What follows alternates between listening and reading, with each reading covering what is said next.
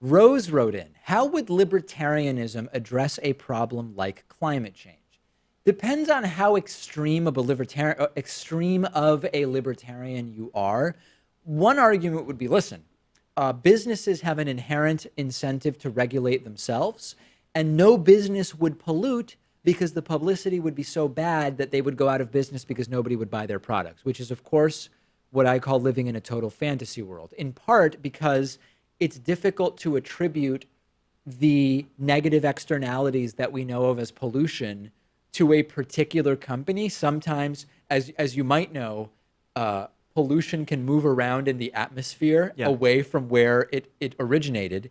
And it can sometimes take a long time to actually attribute a specific climate impact to a specific factory, for example. So the idea that in a libertarian paradise, no one would pollute because the incentives would be there, that no one would have an interest in polluting because it'd be bad for business, that's ridiculous. And that's been disproven time and again. Yeah, I think the way to approach this is to go at their tagline. They always say, like, you should have the right to do whatever you want, provided that it doesn't affect other people. Oh, yeah. And it's certainly affecting other people. Yeah, you can definitely argue that climate change affects other people unwittingly. There are some libertarians who might be okay with like a carbon tax based on the damage that your pollution costs.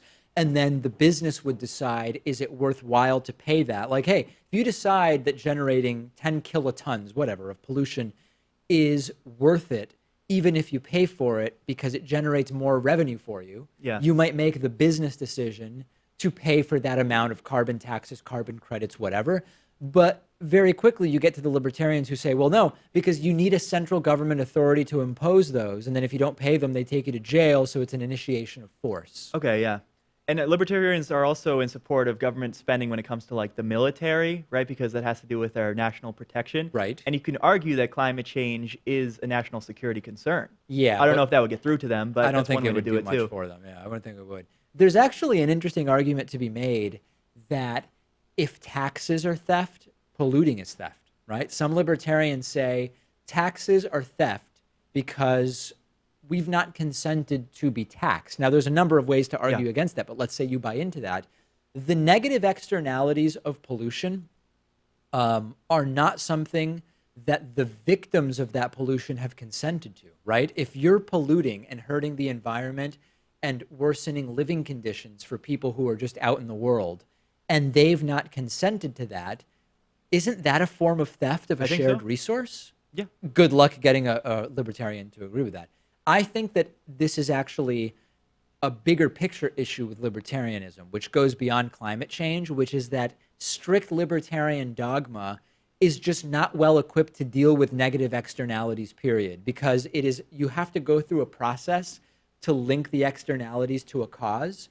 And that's where you need some kind of authority to do that. Yeah. And libertarians fundamentally are at odds with that. It's interesting because there are a lot of young people who are libertarians. They think they I'd like are to think anyway. that the libertarians of today were Republicans yesterday, right, in a past generation. Yeah. And younger people are also open and accepting of the fact that climate change is going on. Yes. And I think there is a decent amount of overlap there. Yeah. Maybe not entirely, but there's some. There are, I would argue that those people aren't truly libertarians. Like, they're mostly social libertarians, and they say that they want as little government intervention in economics as possible or as reasonable. But very quickly, when the rubber hits the road, they would come to realize, oh, to have a world that looks like what I want the world to look like, the government's going to need to be a little bit more involved than strict libertarianism would prescribe. Yeah, but they also draw a distinction between anarchy and libertarianism, right? They tend to. They know that the government needs to fulfill some services to the public. Yeah, and then there's a gray area of what exactly that would be. Big picture, this is a problem for strict libertarian philosophy.